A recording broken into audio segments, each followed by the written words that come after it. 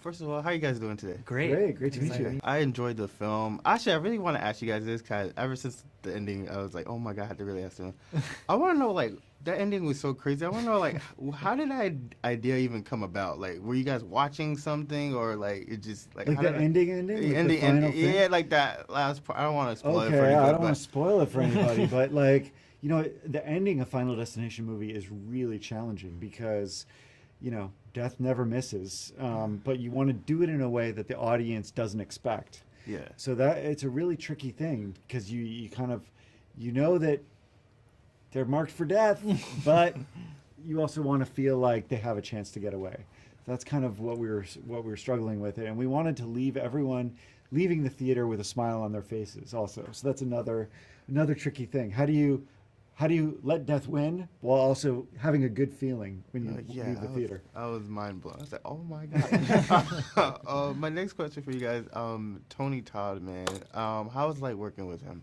Wow, it was such an honor. It was an honor. He brought such gravitas when he kind of arrived, and from the beginning we kind of designed a lot of the movie around him because we knew that he was quite ill when we were prepping the film, and he was very eager to be in the film. He wanted to make sure we didn't write him out of the movie, and kind of brought him in to the set, and everyone was so excited to have him there because he's such an icon, and he was so charming and had so much life, but he was physically very ill, you know, and so kind of mortality was very present within that scene, which is what the scene's about. And it was really special to work with him on that kind of final moment that he has in the movie where he talks about how precious life is, and all of that, those little last few lines that he says was us giving him the chance to just throw the script away for a moment and speak from the heart about what is this all about. And you know, it was all very present for him, obviously, and he just talked about how you just gotta cherish every second that you got because you never know when, and he was the embodiment of that when we worked with him. Everyone could feel that, and I think the audience really feels that in that moment. Yeah, I definitely did. That's beautiful. Yeah. After working like a film like this, you guys did an amazing job, by the way. Like, what is next for you? Do you guys want to get into like a different iconic horror franchise? Do you guys want to do your own thing, come up with a whole new concept? Like, what do you guys want to do next?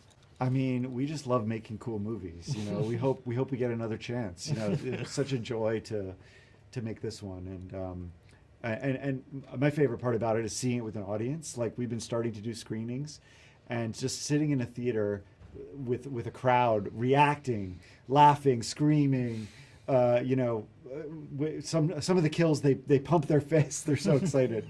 That's our joy. So we hope to make more theatrical movies and really, you know, kind of capture that experience again. And I have to ask you guys, because this is a Final Destination fan, how would you rank the Final Destinations in order, excluding this one? Okay. How would you I rank it in order? this better. Wow.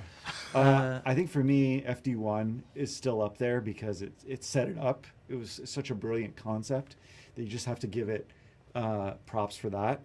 I'd probably put FD5 next because the ending is so brilliant. What about you? I would say, I think probably, for me personally, I know this is a radical choice, I would put 5 first, then 1, then probably 2, 3, 4, in that order. Okay. I love each of those set pieces sort of in that order, and but you know, all the films are what's great. your ranking? I think it's 2, 1. I think it's 5, 3, 4. Yeah. I think it's like that. Yeah, pretty close. Two traumatized me I growing mean, up. the opening of 2 is just incredible. Yeah. I mean, it's so brilliant.